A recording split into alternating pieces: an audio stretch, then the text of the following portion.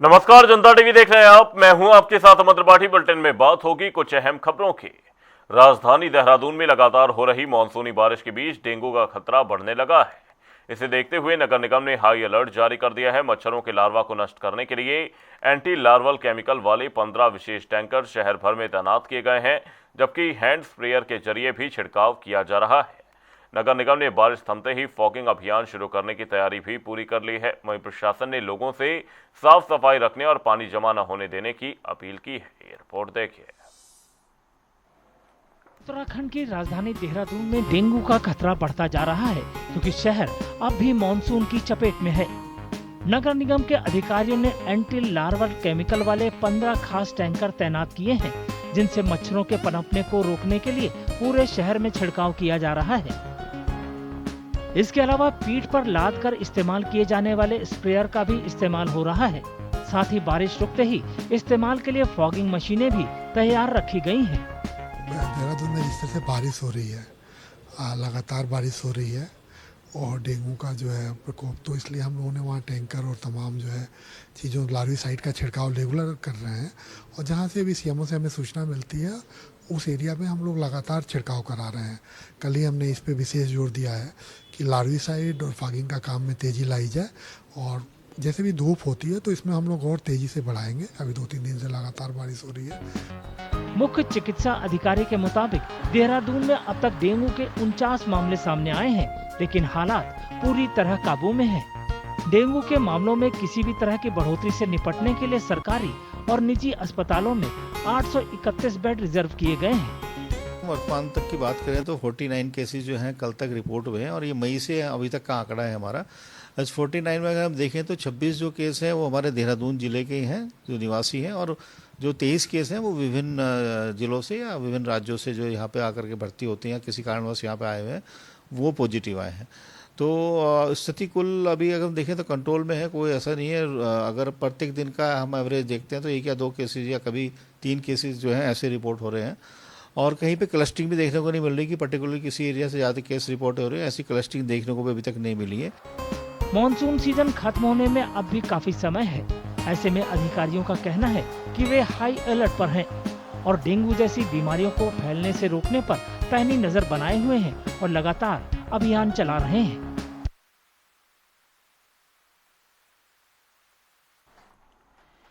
उत्तराखंड में 2027 विधानसभा चुनाव से पहले बीजेपी ने चुनावी तैयारियां तेज कर दी हैं। दरअसल दिल्ली में हुई बीजेपी कोर कमेटी की बैठक में सीएम धामी समेत वरिष्ठ नेताओं ने चुनावी रणनीति, बूथ स्तर पर संगठन मजबूत करने और राष्ट्रीय नेताओं के दौरे पर चर्चा की। तो वहीं बीजेपी प्रदेश प्रवक्ता मथुरा दत्त जोशी ने कांग्रेस पर निशाना साधते हुए दावा किया कि 2027 में उत्तराखंड में लगातार तीसरी बार बीजेपी सरकार बनाएगी। कोर कमेटी की बैठक में जो बात आप करें, बिल्कुल सही बात है कि पार्टी के वरिष्ठ नेताओं को लगभग 17-18 सीटों में विशेषकर जिम्मेदारी दी गई है। माननीय अध्यक्ष जी को कलियर और माननीय मुख्यमंत्री जी को खटीमा, और इसी तरीके से बद्रीनाथ की विधानसभा है या हमारी जो हारी हुई विधानसभाएं 23 विधानसभाएं, उन सब में पार्टी के वरिष्ठ नेताओं को जिम्मेदारी दी गई है, और वहाँ पर सारे वरिष्ठ नेता बूथ स्तर तक संगठन को मजबूत करने का काम करेंगे, और वहाँ के लिए अलग से रणनीति भी बनाई जाएगी, और ये प्रयास किया जाएगा कि आने वाले 2027 में पार्टी वहाँ पर जीत का परचम लहराएगी। उत्तराखंड की खेल मंत्री रेखा आर्य ने हरिद्वार में अखाड़ा परिषद अध्यक्ष महंत रविंद्रपुरी से आशीर्वाद लेकर 10 अगस्त से हर की पौड़ी से वीरभद्र महादेव मंदिर तक 22 किलोमीटर की कांवड़ यात्रा का ऐलान किया। बता दें कि ये यात्रा वर्ष 2036 ओलंपिक भारत में आयोजित कराने के राष्ट्रीय संकल्प को समर्पित होगी। वहीं संत समाज ने इस पहल का समर्थन करते हुए इसे खेल, आस्था और महिला सशक्तिकरण का प्रेरक अभियान बताया। 10 अगस्त को निश्चित रूप से बहुत ही महत्वपूर्ण दिन है, बहुत ही ऐतिहासिक दिन होगा। इस दिन मैं समझती हूँ कि एक संकल्प जो हमारे देश के यशस्वी प्रधानमंत्री मोदी जी ने 2036 का ओलंपिक भारत में इसका आयोजन हो, भारत इसकी मेजबानी करे, भारत जो है वो खेल के क्षेत्र में माँ शक्ति बन के उभरे, उस संकल्प को मैं खेल मंत्री होने के नाते मैं उस संकल्प को इस देवभूमि उत्तराखंड के माध्यम से और माँ गंगा के श्री चरणों से इसकी ऊर्जा को और ऊर्जावान बनाने के लिए संकल्प का धारण होगा। निश्चित रूप से यह संकल्प जो है संत महात्माओं के द्वारा दिलवाया जाएगा और ये संकल्प जो है 22 किलोमीटर की यात्रा, यानी कि मैं स्वयं और मेरे साथ एथलीट और मेरे साथ संतगण, मेरे साथ महात्मा, मेरे साथ में खेल प्रेमी, मेरे साथ महिलाएं और युवा साथी जो है इसमें प्रतिभाग करते हुए 22 किलोमीटर की यात्रा करते हुए कांवड़ियों के रूप में वीरभद्र महादेव मंदिर ऋषिकेश में जलाभिषेक करते हुए महाराज जी के आशीर्वाद के साथ में उसे समापन करेंगे। बहुत बहुत आशीर्वाद साधुवाद। देखिए, हमारी रेखा आर्य जी उत्तराखंड की कैबिनेट मंत्री है और बहुत ही अच्छी कैबिनेट मंत्री है और उनका प्रयास से हम सबको संदेश देंगे कि महिलाएं पीछे नहीं है। आपने देखा होगा, जब आप कावड़ की बात करेंगे, यहाँ हमारी माताएं बहनें भी कावड़ उठाती है, लेकिन मंत्रियों की बात करेंगे, सबसे पहले महिला मंत्री हमारी रेखा आर्य जी है, जो कावड़ उठा करके हरिद्वार से लेकर के ऋषिकेश वीरभद्र में जल अभिषेक करती है। इसीलिए हम उनको बहुत बहुत आशीर्वाद साधुवाद देना चाहेंगे, क्योंकि वो हमारी बहन है और क्योंकि देखिए जो संतों का काम है, स्नातन का कार्य जो है ये कार्य कर रही है और सभी संत प्रसन्न है, हमें भी खुशी हुई।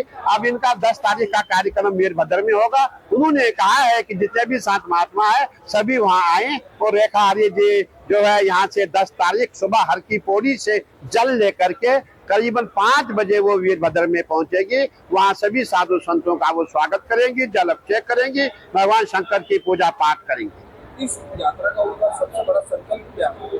देखिए, इनका विजन ये है 2036 में जो ओलंपिक है वो भारत में होना चाहिए, इनका ये प्रयास है। और जितने उत्तराखंड के युवा है सबको जगाना है, जितनी हमारी छोटी छोटी बहनें हैं उनको आगे लेकर के आना है। हमने इनको देखा है, इनका जो प्रयास है हमेशा जितने भी युवा, चाहे वो किसी भी जाति के हो या कितने भी पिछड़े हो, कहीं भी रहते हो, वहां पहुंच करके ये सभी को आगे आने का प्रयास करती है और सभी को आगे लाती है। इसीलिए मेरे कार्य जी को बहुत बहुत आशीर्वाद साधुवाद देना चाहूंगा कि आप बहुत ही अच्छा कार्य कर रही है। और रुक करेंगे बड़ी और अहम जानकारी की ओर। इस वक्त की बड़ी और अहम खबर, बड़ी जानकारी सामने। तीलू रौतेली पुरस्कार के लिए 13 महिलाओं का चयन किया गया है। 35 आंगनबाड़ी कार्यकर्त्रियां भी इस दौरान सम्मानित किए जाएंगी। आपको बता दें 8 अगस्त को देहरादून में सम्मान समारोह होगा। विभिन्न क्षेत्रों की महिलाओं को सम्मानित किया जाएगा। मंत्री रेखा आर्य ने चयनित महिलाओं को बधाई दी है। महिला सशक्तिकरण को बढ़ावा मिलेगा। ये बड़ी और अहम अपडेट, बड़ी जानकारी सामने।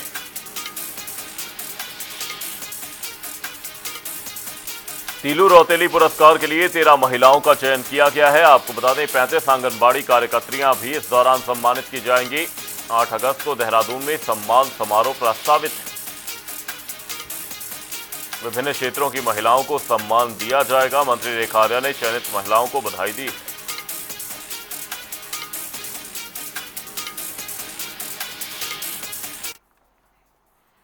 हल्द्वानी में मतदाता गहन पुनरीक्षण अभियान एसआईआर के तहत एक दिलचस्प मामला सामने आया। पूरी विधानसभा में एसआईआर का कार्य देख रहे सिटी मजिस्ट्रेट एपी वाजपेयी को भी मतदाता सूची में त्रुटि का नोटिस मिला। इसके बाद वे स्वयं शिविर में पहुंचे और आवश्यक दस्तावेज जमा कर अपनी आपत्ति भी दर्ज कराई। उन्होंने कहा कि स्वस्थ लोकतंत्र के लिए शुद्ध और त्रुटि रहित मतदाता सूची होना बेहद जरूरी है। उन्होंने आम नागरिकों से भी मतदाता सूची की जांच कर त्रुटियां सुधारने की अपील की है। देखिए, किसी भी लोकतंत्र के लिए सबसे आवश्यक होती है कि उसकी जो मतदाता सूची है वो स्वच्छ हो और वो पूरी तरह से हेल्दी हो, उसमें किसी प्रकार की त्रुटियां ना हो। और एक जिम्मेदार नागरिक के रूप में हमें गर्व होना चाहिए भारतीय होने पे। और जो भारत निर्वाचन आयोग जो कि एक संवैधानिक संस्था है, उसके क्रम में एसआईआर के तहत जो भी विसंगति के नोटिस या अन्य नोटिस आ रहे हैं उसको हमें सकारात्मक रूप से लेना चाहिए। मुझे भी नोटिस प्राप्त हुआ था, मेरे जो पिता हैं उनके नाम में विसंगति थी, उसको देखते हुए मैं अपने अभिलेखों के साथ यहाँ पर उपस्थित हुआ हूँ। और सभी नागरिकों से मेरी अपील है कि नोटिस को इसको हमने नेगेटिव सेंस में नहीं लेना है, नकारात्मक रूप में नहीं लेना है। ये एक अवसर है एक जिम्मेदार नागरिक के रूप में, एक मतदाता के रूप में अपने आप को लोकतंत्र के साथ जोड़ने का, ताकि हमारी जो वोटर लिस्ट है वो शुद्ध बनी रहे, प्रामाणिक बनी रहे और उससे हमारा लोकतंत्र मजबूत हो सके। मुख्य अभिलेख देखिए, उसमें हमारे 11 अभिलेख भारत निर्वाचन आयोग ने तय किए हैं और मैं अपने अभिलेख के तौर पे पासपोर्ट ही अभिलेख। ठीक है। हल्द्वानी के रानीबाग स्थित चित्रशाला धाम को लेकर पहाड़ी समाज ने आंदोलन का ऐलान किया है। बता दें कि पहाड़ी आर्मी की बैठक में 9 अगस्त को पहाड़ी स्वाभिमान बचाओ रैली निकालने का ऐलान किया गया, जिस पर समाज का कहना है कि चित्रेश्वर धाम उनकी आस्था, संस्कृति और इतिहास का प्रतीक है। तो वहीं पहाड़ी आर्मी ने सांस्कृतिक विरासत से छेड़छाड़ का आरोप लगाते हुए इसके संरक्षण के लिए निर्णायक आंदोलन की चेतावनी दी है।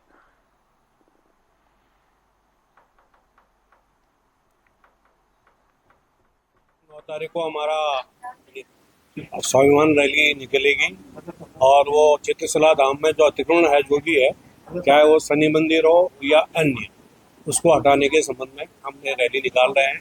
इस संबंध में हमारे राव जी ने पहले बता दिया, जिलाधिकारी महोदय को विज्ञापन दिया है। 15 दिन का उनको टाइम दिया था, वो 15 दिन कल 8 तारीख को पूरे हो। अब ये करीब काफी लोग आएंगे। अब ये तो हजारों की संख्या बड़ी होगी। हमारी मांग है जो पूरे रानीबाग परिक्षेत्र में, हमारे रानीबाग जो चित्रशिला घाट है, चित्रेश्वर महादेव मंदिर है, जिया रानी का प्रांगण है, उस तमाम चीज को अतिक्रमण मुक्त कराया जाए। वहां पर मानसखंड मंदिर माला के तहत लाकर उसका डेवलपमेंट किया जाए और उसको धर्म नगरी के रूप में विकसित किया जाए। हमारे इतिहास पे आक्रमण हुआ है, हमारे इतिहास पे छेड़खानी हुई है। हमारे आस्था की राजधानी रानीबाग में बड़े स्तर पे अतिक्रमण हो रहा है, जिसको तोड़ने के लिए हमने माननीय जो है जिलाधिकारी महोदय को ज्ञापन दिया था। 15 दिन का उनको समय दिया था। 8 तारीख को उनका समय पूरा हो रहा। अभी तक हम देख रहे हैं कोई इस तरह की कार्रवाई होते हुए नहीं दिख रही है। 9 तारीख को इसी मसले पे हमारा जो पहाड़ का समाज बड़ा आक्रोशित है, क्योंकि कुलदेवी के प्रांगण में आक्रमण हो रहा है। ये आतताइयों से भी बढ़कर खतरनाक है। तो इसीलिए 9 तारीख को पहाड़ी स्वाभिमान रैली के रूप में पूरे पहाड़ का समाज इष्ट देव गोलजू महाराज के दरबार से रैली करने जा रहा है। वो रैली के रूप में आएंगे जिसमें ढोल नगाड़े और तमाम तरीके के वाद्य यंत्र, हमारे जंगेरिये तमाम लोग होंगे और सिटी मजिस्ट्रेट महोदय के माध्यम से माननीय मुख्यमंत्री जी को हम इस अतिक्रमण को ध्वस्त करने के लिए ज्ञापन देंगे। देहरादून में फरार अपराधियों के खिलाफ दून पुलिस का शिकंजा लगातार कसता जा रहा है। बता दें कि एसएसपी के निर्देश पर नगर कोतवाली पुलिस ने हत्या के मामले में वांछित आसिफ बाबा उर्फ आसिफ मलिक के खिलाफ बड़ी कार्रवाई की। बताया जा रहा है कि आरोपी लंबे समय से फरार था। इसके बाद अदालत के आदेश पर उसके घर और सार्वजनिक स्थानों पर ढोल नगाड़ों के साथ मुनादी कर उद्घोषणा चस्पा की गई।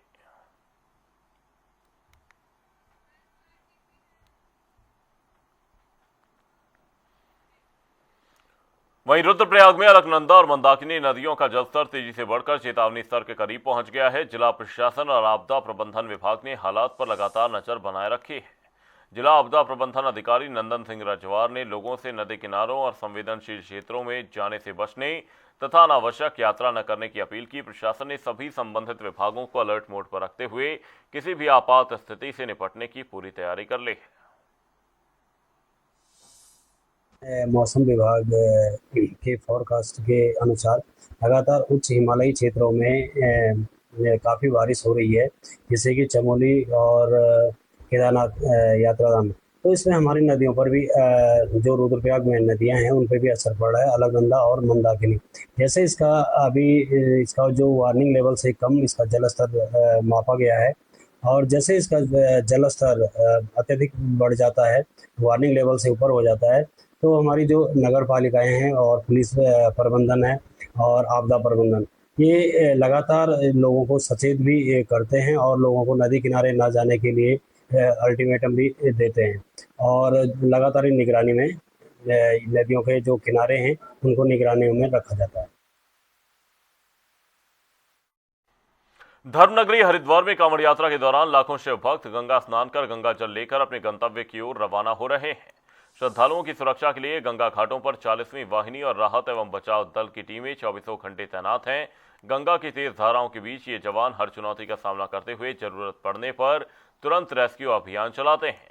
जवानों का कहना है कि किसी शिव भक्त की जान बचाना उनके लिए सबसे बड़ा कर्तव्य है। आस्था के इस महापर्व में वे साहस, सेवा और समर्पण की मिसाल बनकर हर पल श्रद्धालुओं की सुरक्षा में जुटे हुए हैं।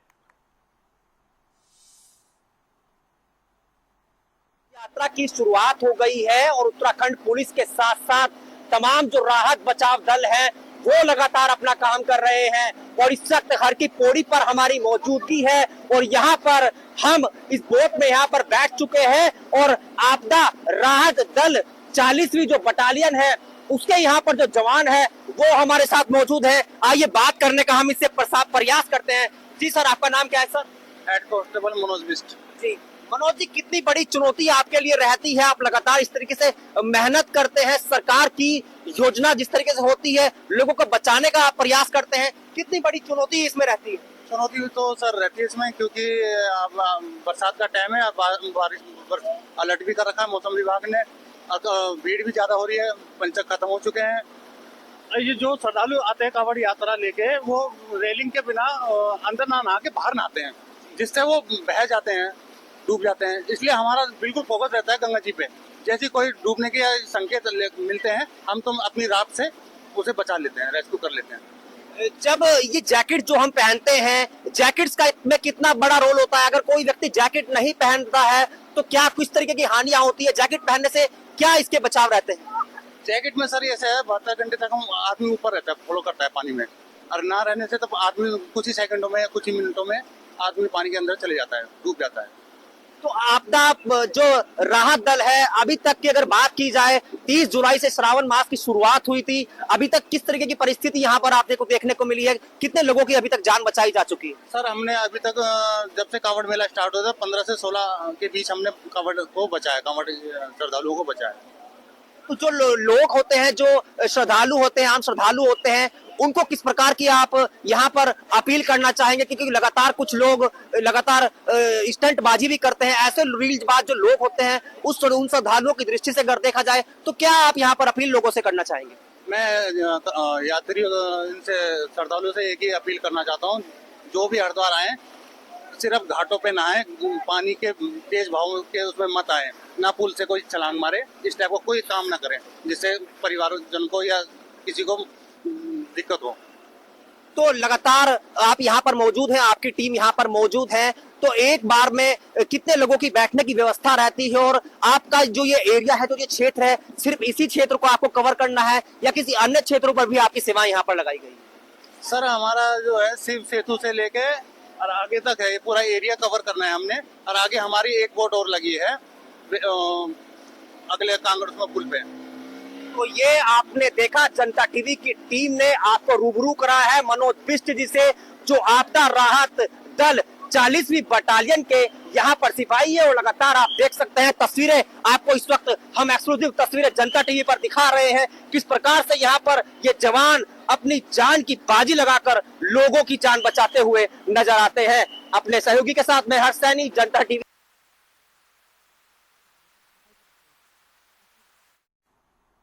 वक्त एक छोटे से ब्रेक का, ब्रेक के उस पार जल्द लौटेंगे।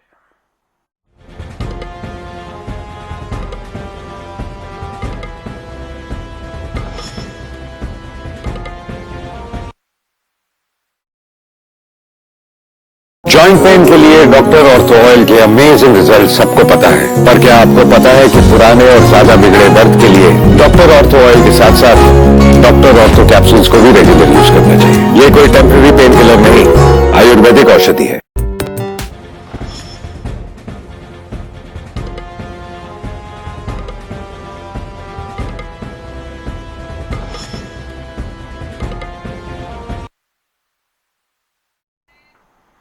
ब्रेक के बाद आपका स्वागत है। आप देख रहे हैं जनता टीवी। रुक करेंगे अगली खबर की ओर। उत्तराखंड में लगातार हो रही भारी बारिश से कई जिलों में बाढ़ और भूस्खलन जैसे हालात बन गए हैं।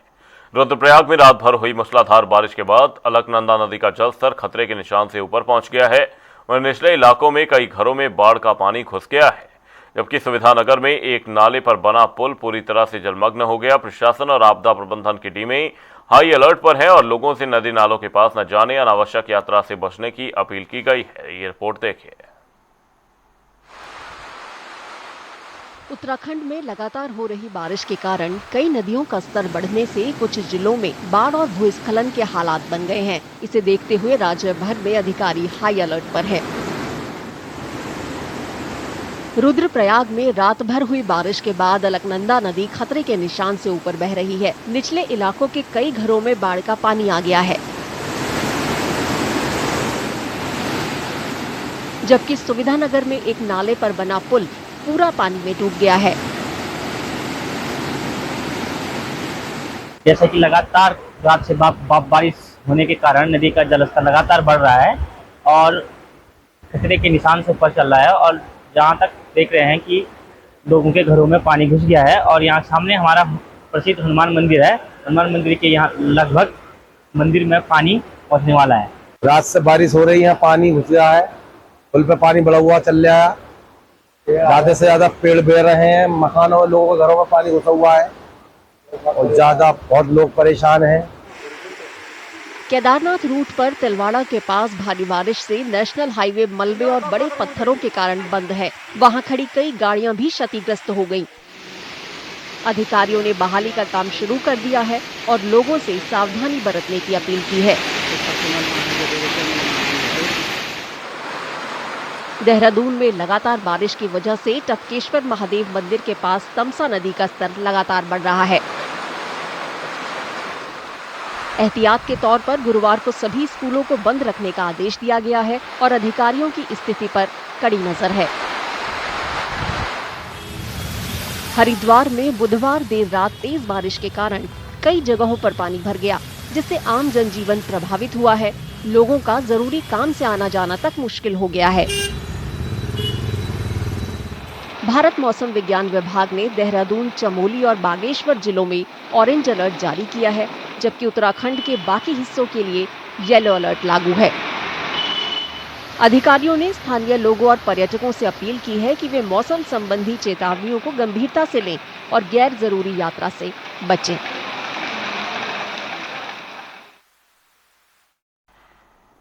उत्तराखंड के कॉर्बेट टाइगर रिजर्व में विलुप्त प्राय घड़ियालों के संरक्षण के लिए ऑपरेशन घड़ियाल शुरू किया गया है। करीब 2.5 साल तक चलने वाली इस परियोजना में घड़ियालों के आवास, आबादी और नेस्टिंग साइट्स का अध्ययन किया जाएगा। हालिया सर्वे में रिजर्व में 150 से 200 घड़ियाल पाए गए हैं। रामगंगा नदी इनके प्रमुख आवासों में शामिल है। वहीं विशेषज्ञों का मानना है कि यह परियोजना घड़ियाल संरक्षण के लिए जलीय जैव विविधता को मजबूत करने में अहम भूमिका निभाएगी। रिपोर्ट देखिए। उत्तराखंड में रामनगर के कॉर्बेट टाइगर रिजर्व में विलुप्त प्राय घड़ियालों के संरक्षण के लिए एक परियोजना की शुरुआत की गई है। इस परियोजना के जरिए घड़ियालों के आवास, आबादी और नेस्टिंग साइट्स का गहन अध्ययन किया जाएगा, ताकि लंबे समय तक चलने वाले संरक्षण प्रयासों को मजबूत किया जा सके। हमारे द्वारा भारत सरकार के और WI के साथ मिलकर एक प्रोजेक्ट घड़ियाल चलाया जा रहा है भारत सरकार द्वारा। उसके अंतर्गत कॉर्बेट टाइगर रिजर्व में हम 3 बेसिक मुद्दों पे उस पर रिसर्च कर रहे हैं। पहला तो उसके जो वासस्थल हैं उनका मैपिंग की जा रही है। दूसरा, उनकी जो पॉपुलेशन है उसके बारे में पॉपुलेशन एस्टिमेशन, पॉपुलेशन का स्ट्रक्चर, ये सारी चीज़ें की जा रही हैं। और जो तीसरा है वो ये देखा गया है कि जो कॉर्बेट टाइगर रिजर्व में जो नेस्टिंग होती है घड़ियालों की, वो नेस्टिंग साइट्स कहाँ पर है और नेस्टिंग में किस तरह की प्रॉब्लम आ रही है। हमारा उद्देश्य इन तीनों बिंदुओं पे रिसर्च करने का ये है कि फाइनली हम घड़ियालों के कंजर्वेशन के लिए, संरक्षण के लिए किस तरह की हमारी प्लानिंग होनी चाहिए, क्या एक्टिविटीज़ की जानी चाहिए, उनके बारे में हम एक जो निर्णय है वो ले सकें। हाल ही में किए गए सर्वेक्षण में कॉर्बेट टाइगर रिजर्व में करीब 150 से 200 घड़ियाल पाए गए। कॉर्बेट टाइगर रिजर्व के कोर क्षेत्र से होकर बहने वाली रामगंगा नदी घड़ियाल, मगरमच्छ और ऑटर्स जैसे दुर्लभ जलीय जीवों का महत्वपूर्ण आवास है। ऐसे में ये परियोजना केवल कॉर्बेट ही नहीं बल्कि देश भर में जलीय जैव विविधता और विलुप्त प्राय प्रजातियों के संरक्षण के लिए भी एक मील का पत्थर साबित हो सकती है।